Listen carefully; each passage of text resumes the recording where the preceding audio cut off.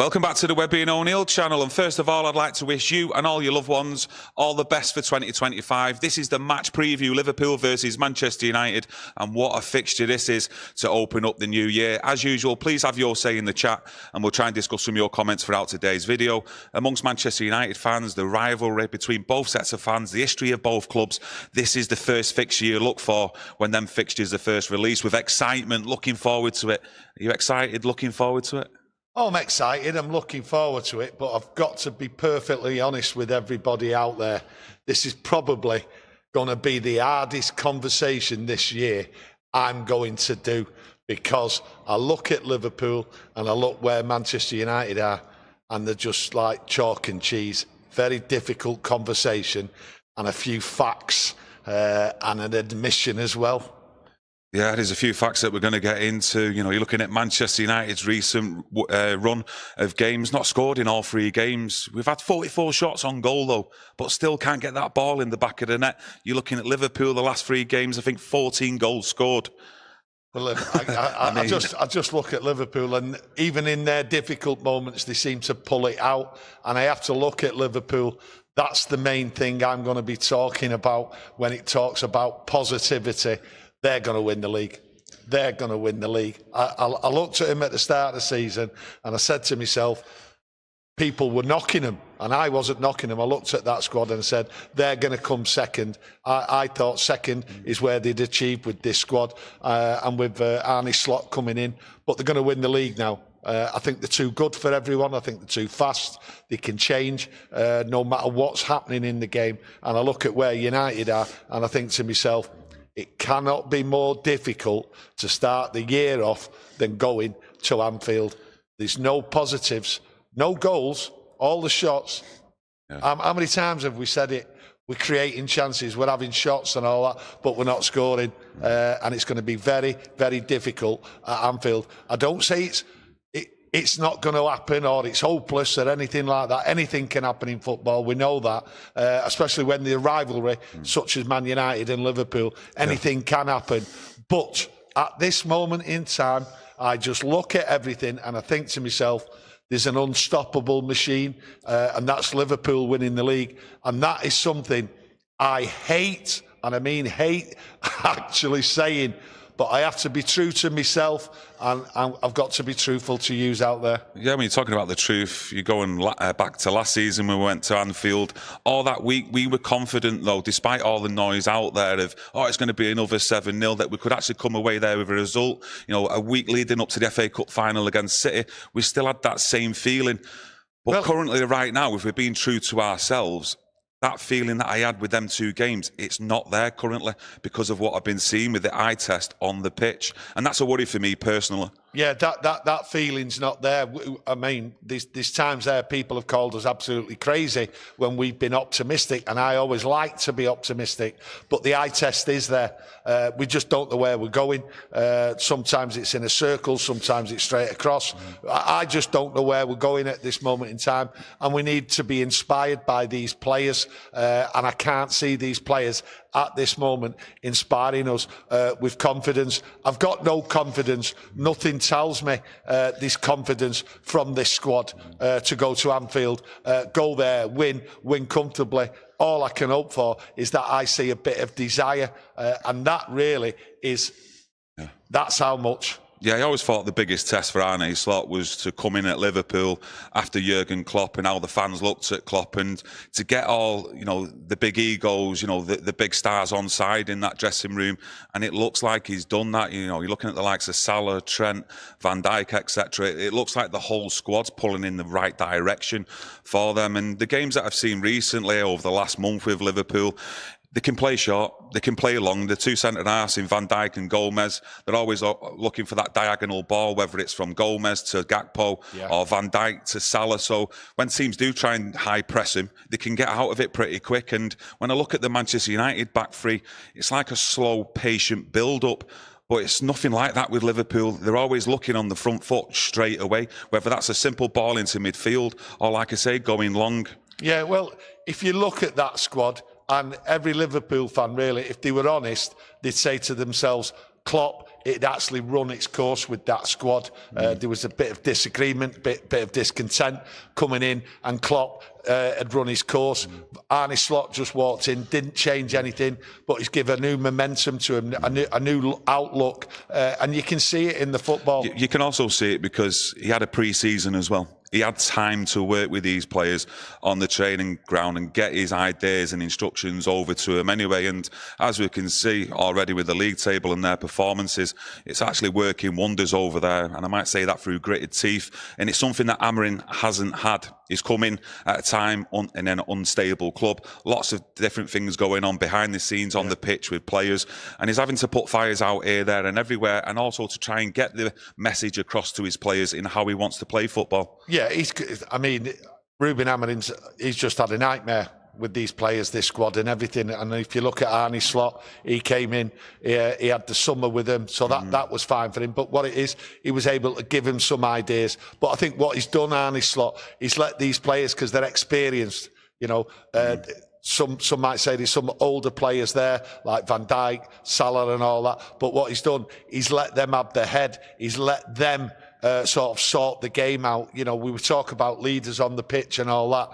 You know, there's more than one leader. Yes, you've got a captain in Van Dijk, but Salah's there. What Salah does on the pitch, he sort of like sets the example, leads by example, and the other players follow, and then they get stronger, and then you've got Van Dijk there keeping it solid at the back, and that. I think Arne Slot are sort of like trusted him, let him have a look at the players, let him see how they react, and they've reacted as a squad that they want to play football. And I think it, like I say, I think it had run its course with Klopp, bit of disgruntlement in there, but Arne Slot has been very, very sensible. I just think he's had to tweak just a couple of things, set him up, and then sort of let him adjust during the game as well, like you say. Yeah, good point in the chat from Rich. He says, Amorim will have had a few days now with the players, unlike previously when we had a game like every 3 to 4 days. Anything is possible. And remember the FA Cup final, yeah, we alluded to that earlier on, but just with the eye test over the last few performances, I've just not got that same bit of optimism that I did have like with the FA Cup final against City, going to Anfield last year, that we could actually get a result. But like you say, anything's possible. And I'm looked at a couple of games that Liverpool have played over the last month, against Leicester recently when they did score, and against Fulham as well with their both goals. Down Liverpool's right-hand side when Trent Alexander-Arnold is out of position. But the only thing is, we've not got a natural left footer to go down that side as a left wing-back or as anyone who's further forward, because that's what's happened with the goals with Leicester and Fulham. Natural left footers getting to the byline, whipping balls in. And when there is centre-forwards who have got pace and good movement around Van Dijk, you've seen it where they actually can get some joy and get the ball in the back of the net. But again, you know, Diogo Dalot, if he does find himself in a good position further up the field, more or less it goes square or actually goes back. Listen, you look at Liverpool and all they've got is pace, movement, they've got commitment, they've got it all.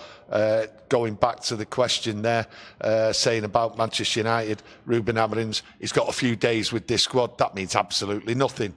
Come on, you can't see this team being turned round mentally, everything, physically, you name it, the lot, in a few days. Oh, Ruben Amorim's got a few days training with him. Nah, it just seems like someone's clutching at straws there. You have to do your eye test, and you have to do what you feel. And what I feel emptiness. I felt emptiness after that Bournemouth game, to be honest with you. And this, I'm not feeling anything. I have the rivalry here. I have the rivalry, and everything I see in Liverpool is what you'd want to see in a top side, and they are a top side.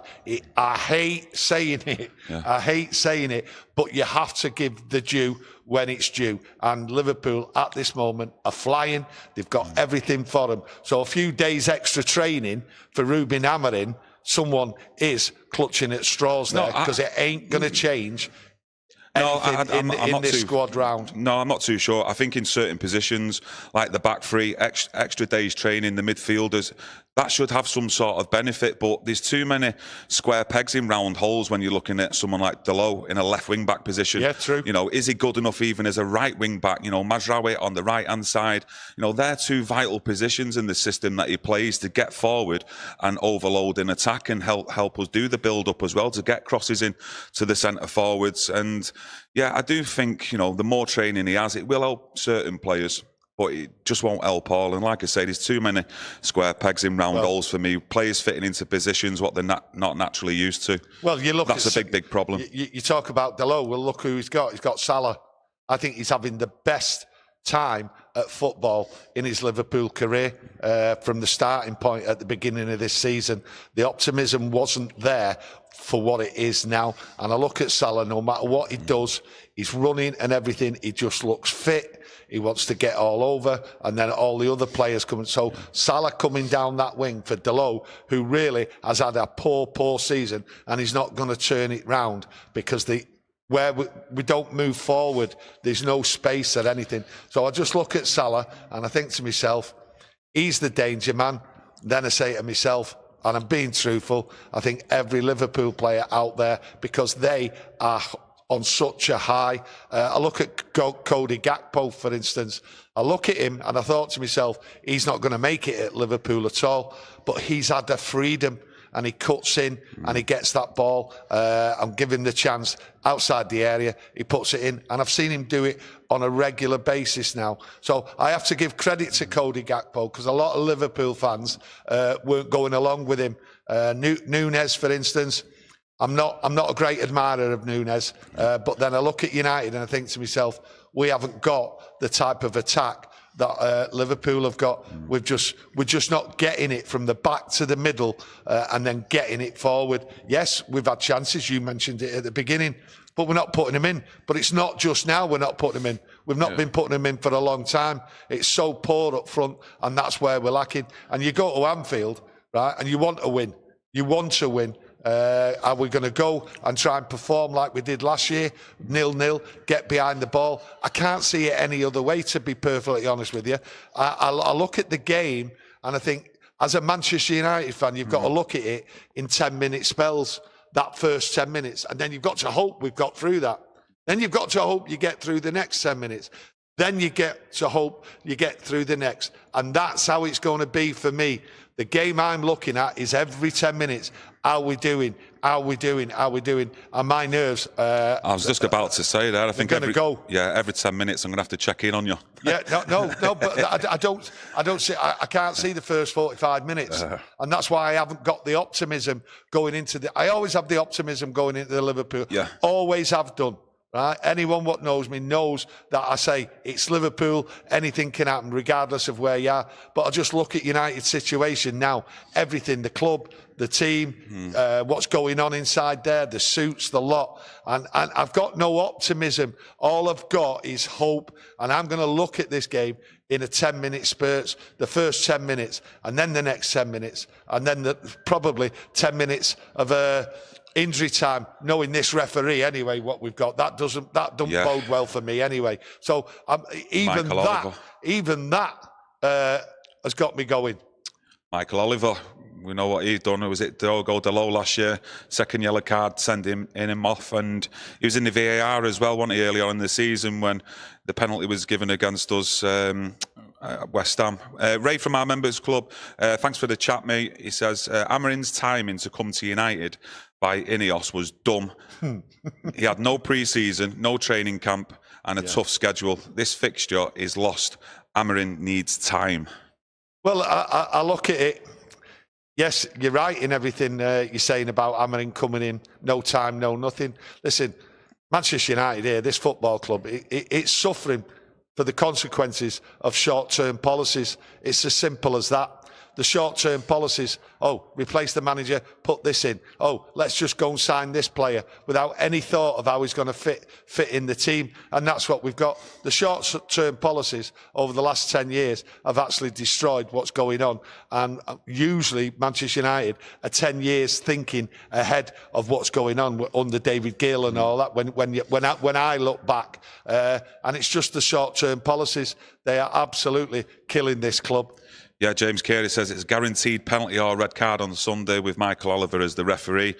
You know, two huge pluses, I would think that Amorim at least would be Agate and Bruno Fernandes coming back into this squad. Two players I expect to start. And if you go back to the reverse fixture earlier on in the season at Old Trafford, you know, their first two goals for Diaz, two mistakes, poor mistakes from midfield from Casemiro. You're going into the second half, again the same thing from midfield, poor mistake from Kobbie Mainoo that led to Salah's goal. So we need that midfield area to be compact, but also the passing needs to be a lot better than what we've seen when we've lost the ball recently. I think you can say every game, the passing has to get better. It's the passing what sometimes leads to goals against us, but giving it away on the edge of the area or in midfield. Once you get caught, Man United get caught in that midfield, they've always seemed to be too slow to react and get back. There's always a big gap. I think passing, they've got to stick together, stay close, and just the short passing. But it's the work rate. It's the work rate what you need to see. You need to see the desire. But the passing has been poor, and if that goes pear-shaped, then you can just see Liverpool just steaming through us here. Yeah, you're looking further up the pitch. For me, Højlund starts this one. Probably Bruno Fernandes. Would you put Ahmad alongside him, or would you start Garnacho alongside Bruno Fernandes? Possibly put Ahmad as the right wing back to be a bit more attacking at Anfield. I don't think you can go more attacking at Anfield, to be honest with you. I think you have to start the game in a defensive-minded. That's how you're going to have to approach it, and then try and do the ball over the top when they leave space and get the gaps. But the midfield is crucial. The ball has to come to them, and they cannot pass it back. They have to turn.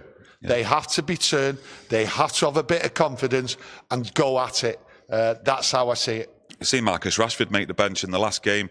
Some out there will say it's because of the likes of Fernandes and Agate weren't available, so he had to make up places on the bench. Do you see him coming in this squad, though, for Liverpool? He might put him on the bench. Let us know what you think out there. Do you think he'll make the squad? He might put him on the bench. I certainly don't want to see him on the pitch, and I think every United fan out there, nearly every United fan out there, don't want to see him on the pitch. This is a man what says he's going. This is a man what hasn't tried. So as far as I'm concerned, Marcus Rashford should be nowhere near. He's got no desire. He's got no enthusiasm. And he has been one of the poorest players I've ever seen at Manchester United over the last 12 months and longer. Another player, though, who's not been in the best of form, like most of them in the squad, to be fair, is Martinez in that back three. Do you think he could possibly think about changing that? Maybe putting a young lad in like Yoro alongside De Ligt and Maguire? Look, Martinez is having a tough time. He's not got a left back there. He's got Delo further up. He's sort of exposed. I like when he gets the ball and he goes forward. His problem, though, is he's always looking and he keeps hold of the ball too long because there's no one running into the space. He doesn't have that ball, that quick ball to give, because there's no one up there to give it to. I think Martinez is a definitely starter. Listen, I've talked about him. Everyone out there knows he's a warrior, future captain. That's what I described him as. He's having a tough time. He's getting used to the system as well. And I think he's covering... I think there's too much ground for him to cover, and he's just getting used to it. He's a class player. He's a class player.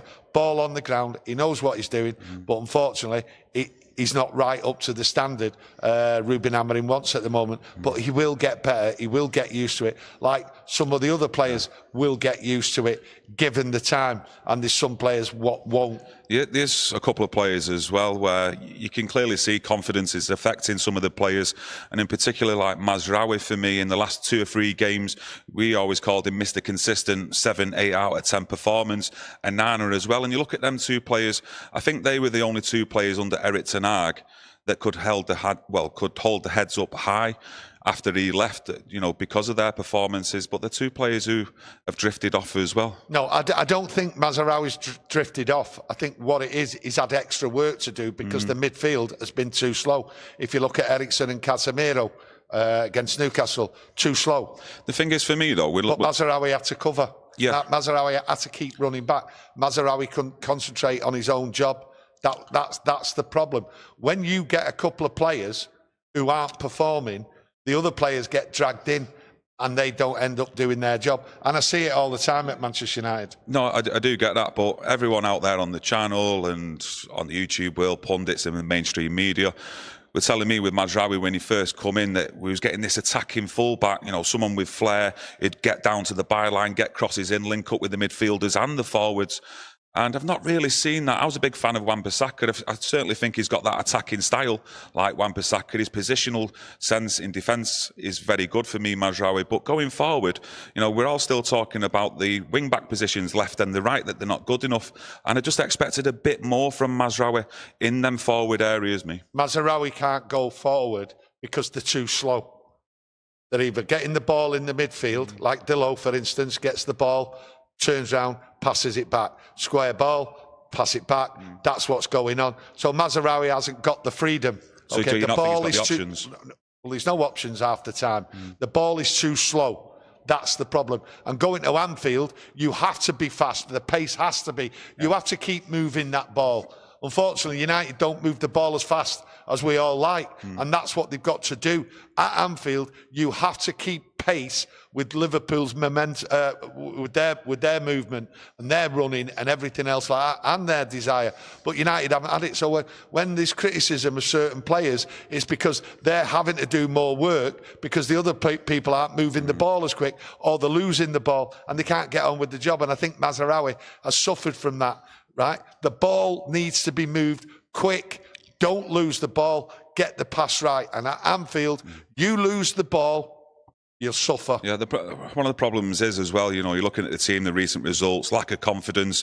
And games like this, you always look to the subs bench as well for that second half to come, for them to make an impact.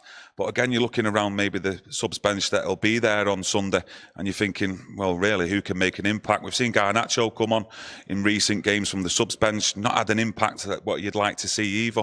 Well, I looked at the bench against Newcastle there, and I thought to myself, it looked like someone had just gone to a funeral.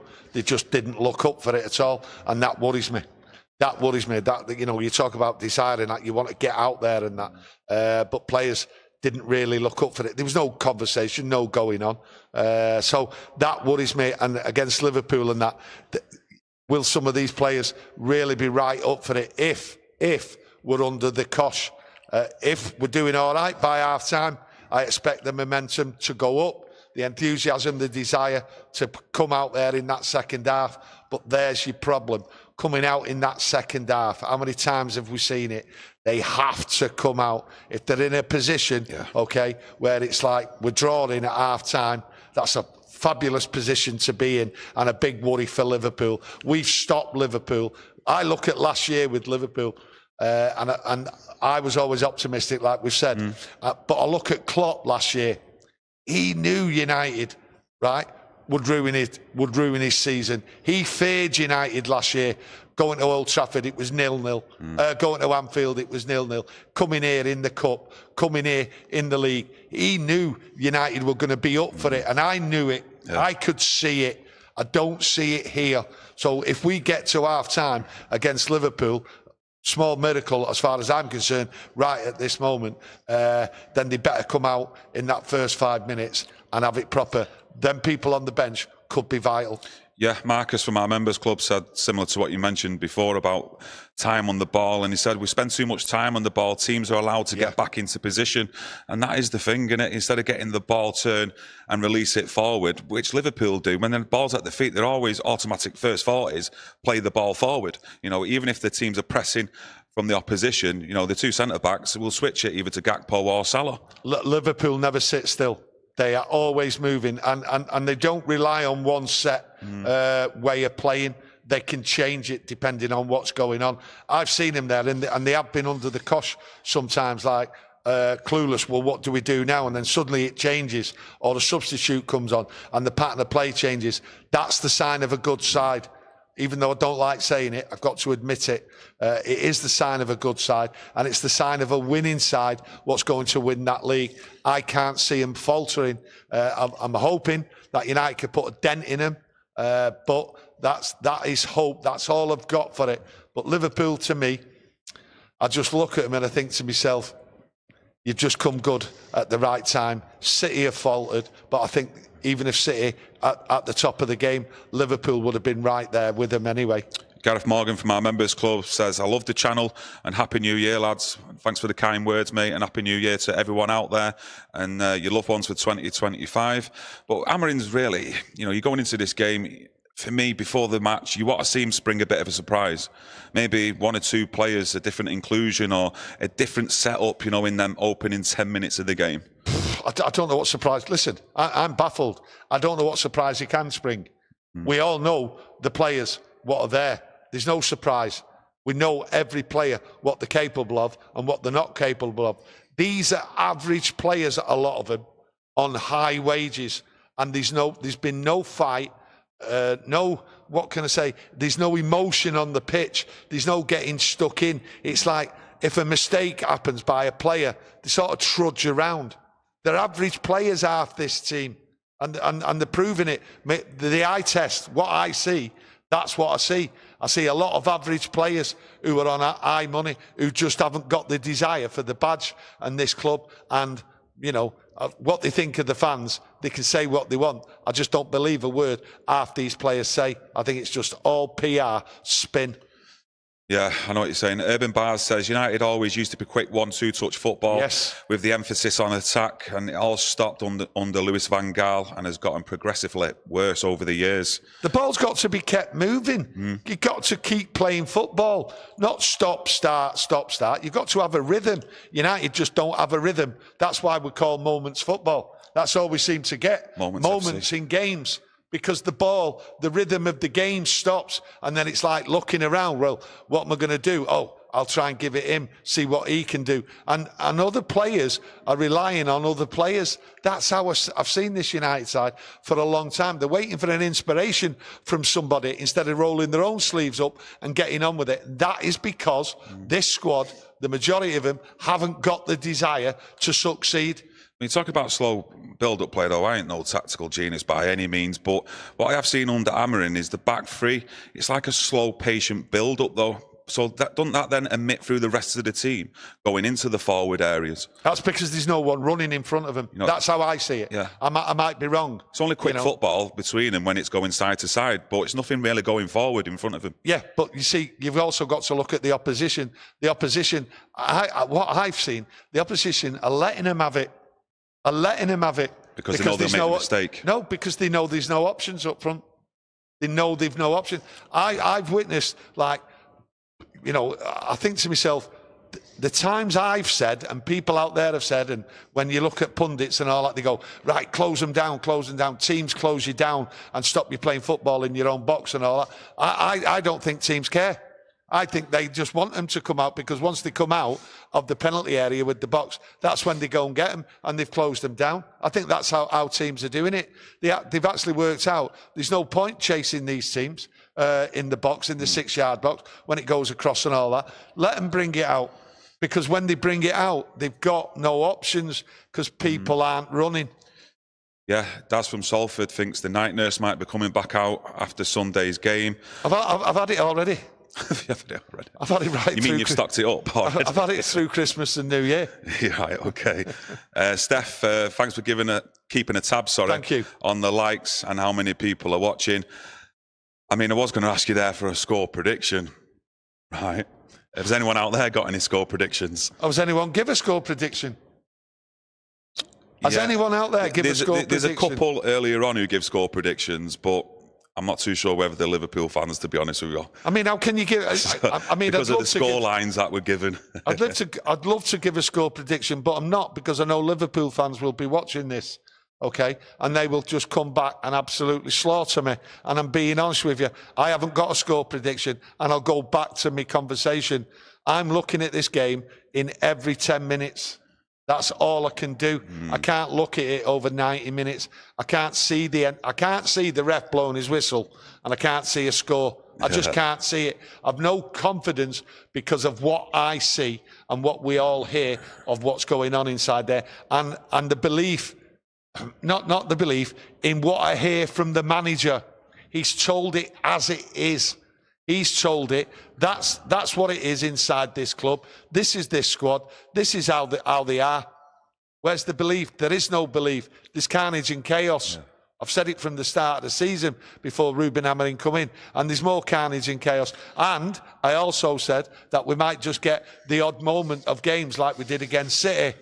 You just never know. We might do it against Liverpool. That's the best they can give you. Yeah, no, let's hope for that, especially with the commitment that they put into that no, day, they've got to show it. I thought defensively they've done really well, but also at the same time, City weren't at that time going through a good spell. But Anthony's give a 3-1 score prediction. Wesley 1-0.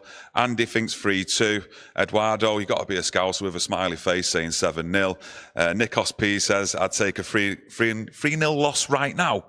Oh, come on, Nikos. I know you're a United fan as well. Can't be taking a 3-0 loss right now, surely. You must be in a worse place than me talking about this game. Yeah. No, I if I'm going to give, I have to give it this. I want a battling. This is how I'm doing it. 10 minutes. That's how I look at each at the game. Little like stages, I said, key stages. Little stages. Okay. So I can only say this: 0-0. That's all I can say. 0-0. United going out there attacking, being open, and all that. Suicidal as far as I'm concerned. And I think if anyone thinks that, that's the way United have got to play, to go at Liverpool. Liverpool just cut you wide open. So you have to look at the opposition. As Ruben Amorim looks at the opposition in the way he plays the football, I'm not too sure at that. Just like to thank everyone for joining us today, getting involved in the chat. It's much appreciated. Like I said at the start, I'd like to wish you all the very best for 2025 to you and your loved ones. We'll be back tomorrow with another Manchester United chat, so get that notification on and we'll see you tomorrow. And leave a like on the video if you enjoyed it. As you know, it's much appreciated. Take care, everyone, and see you soon. Thank you. Thank you.